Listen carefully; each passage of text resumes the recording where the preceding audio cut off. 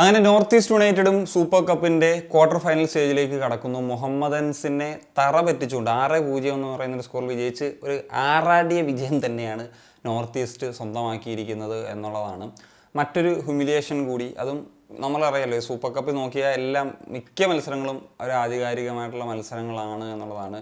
എനിക്ക് തോന്നുന്നു എക്സെപ്റ്റ് ഈ ഇന്റർകാശി ബംഗളൂരു FC മത്സരം ഒഴിച്ചു കഴിഞ്ഞാൽ എന്താണെങ്കിലും അങ്ങനത്തെ ഒരു മത്സരം, ഈ ഒരു മത്സരത്തിൻ്റെ തുടക്കം തന്നെ ഒരു മൂന്നാമത്തെ മിനിറ്റിൽ തന്നെ ജിതിൻ എംഎസിലൂടെ നോർത്ത് ഈസ്റ്റ് യുണൈറ്റഡ് ലീഡ് എത്തുന്നതാണ്. അത് നെസ്റ്ററിൻ്റെ ഒരു നല്ല ക്രോസ്, അത് ഗോൾ കീപ്പറുടെ ഒരു പിഴവാണ് കൃത്യമായിട്ട് ജിതിൻ മുതലാക്കിയത്. അതിനുശേഷം നോർത്ത് ഈസ്റ്റ് യുണൈറ്റഡിൻ്റെ അറ്റാക്കിംഗ് ശ്രമങ്ങളാണ്. അങ്ങനെ 17ാമത്തെ മിനിറ്റിൽ അലാദീൻ അജാരിയും ഒരു ഉഗ്രൻ ടേൺ ആൻഡ് ഒരു സൂപ്പർ ലെഫ്റ്റ് ഫൂട്ടർ ഗോളാണ്. അങ്ങനെയാണ് 2-0 എന്ന ലെവലിലെത്തിയത്. പിന്നീട് മുഹമ്മദൻ്റെ ചില മുന്നേറ്റങ്ങളുണ്ട്. പക്ഷേ മുഹമ്മദനെ സംബന്ധിച്ച് നോക്കുന്ന സമയത്ത് അവരുടെ നമ്മൾ ISL കണ്ടിട്ടില്ലാത്ത ചില പ്ലേയേഴ്സിനെയും ആകപ്പാടൊരു വിദേശ താരത്തെയൊക്കെ വെച്ചിട്ടാണ് കളിച്ചത്.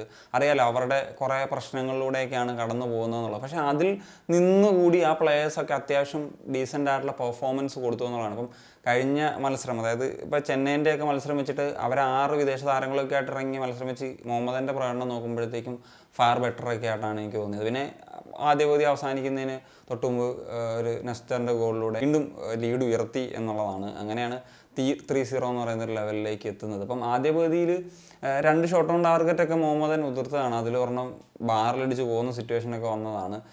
പറഞ്ഞല്ലോ, ഒരു കൃത്യമായിട്ട് ഫിനിഷ് ചെയ്യാൻ പറ്റാത്ത ഒരു സാഹചര്യമൊക്കെ ആയിരുന്നു ഉണ്ടായിരുന്നത്. പിന്നീട് രണ്ടാം പകുതിയിലേക്ക് വരുന്ന സമയത്ത് അലാദീൻ്റെ 2 ഗോളുകൾ, ഗുല്ലമ്മ കൊടുത്തിട്ടുള്ള ഒരു ലോ ക്രോസ്, അത് തോയ്സിങ്ങിന് ഫിനിഷ് ചെയ്യാൻ പറ്റിയില്ല, റീബൗണ്ടാണ് അടിക്കുന്നത്. പിന്നീട് അവസാനത്തെ ഒരു പെനാൽറ്റി ഗോളാണ്. മറ്റൊരു ഗോള് നേടിയത് ഗുല്ലമ്മ ആണ്.